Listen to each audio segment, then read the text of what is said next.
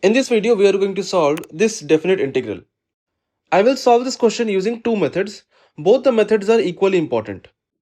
So the first method will be based on properties of definite integral. So we are going to use this property to solve this question. So जब भी integral इस form में रहेगा मतलब -a to a का form में रहेगा, we can use this method. So in this method, if the function is odd function, then the result of the integral will be 0. And if the function is even function, then the result of the integral will be in this form. So how do we check whether the function is odd function or even function? For that, we have to find f of minus x. If f of minus x is minus f of x, the function is odd function.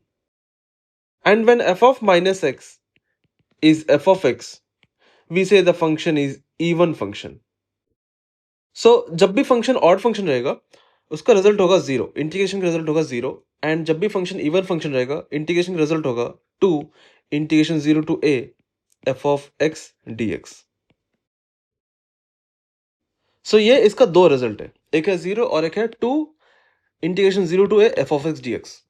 And these results depends upon type of function, whether it is odd function or even function. So सबसे पहले we have to check whether the function is odd function or even function. So let's assume that f of x is x into modulus of x and we have to find f of minus x.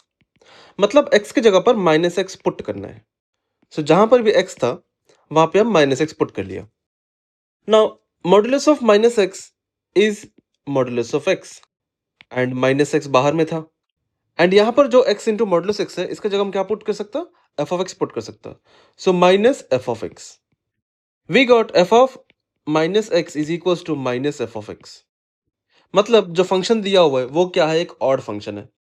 So f of x is odd function. f of x क्या है, odd function है. Therefore integration of x into modulus x and the limits are -1 to 1, इसका answer होगा 0 क्योंकि जो function है वो क्या है, ऑड फंक्शन है. देयरफॉर इसका आंसर है 0. सो ये है answer for the given integral. So ये है first method in which we have used the property to solve the question. And property क्यों अप्लाई कर पाया, क्योंकि जो इंटीग्रल था एंड इसका जो लिमिट्स था वो था -a to a का फॉर्म में था. Therefore we have checked whether the function was odd function or even function. So हम लोग का जो फंक्शन था वो क्या था, ऑड फंक्शन था. Therefore इसका आंसर क्या है, 0 है. बट हमेशा जो लिमिट्स है वो -a to a का फॉर्म में नहीं रहेगा.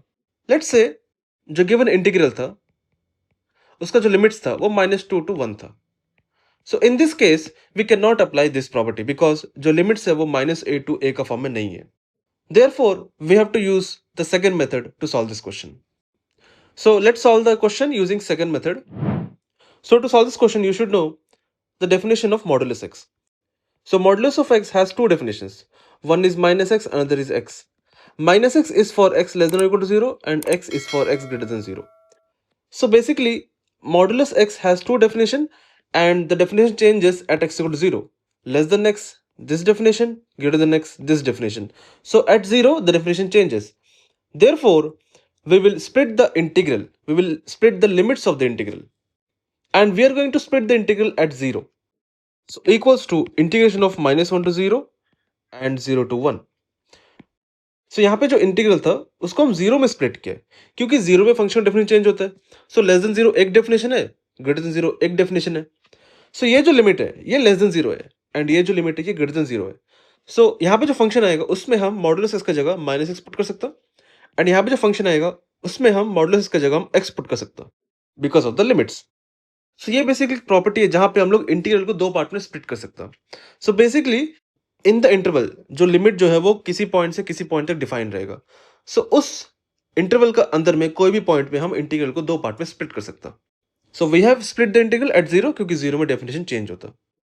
सो दोनों में फंक्शन सेम आएगा, that is x into modulus x. But modulus of x की जगह में सही डेफिनेशन को यूज करना है.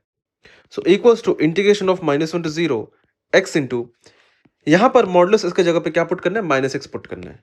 सो into -x dx plus integration 0 to 1 x into, यहां पर जो मॉडुलस x है इसका जगह क्या पुट करना है, x पुट करना है. नाउ इसको सॉल्व करना बहुत इजी है. सो -x into x will be -x square limits -1 to 0 dx plus limits 0 to 1 x into x will be x square dx. So यहाँ पे -1 है, इसको हम बाहर निकाल सकते हैं.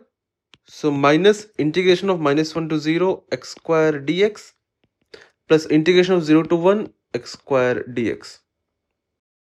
Integration of x square is x cube by 3.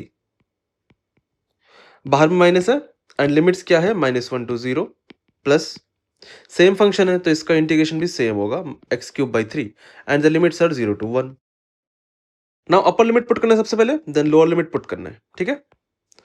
So minus when you put upper limit you will get 0 by 3 which is basically 0 minus अब लोअर लिमिट पुट करने which is -1 so -1 cube by 3 plus अगर हम यहाँ पे upper limit put करते हैं so I will get 1 by 3 minus अगर हम लोअर लिमिट पुट करते हैं आई विल गेट 0 क्योंकि 0 by 3 is 0.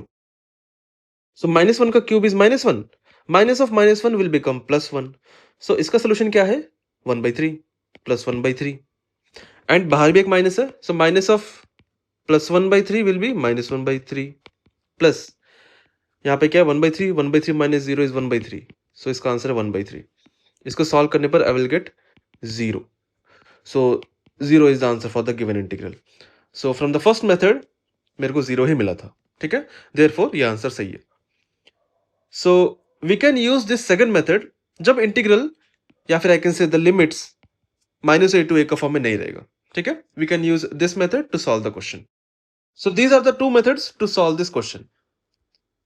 सो जब भी -a to a का फॉर्म में लिमिट रहेगा use the first method directly 2-3 second में आंसर आ जाएगा.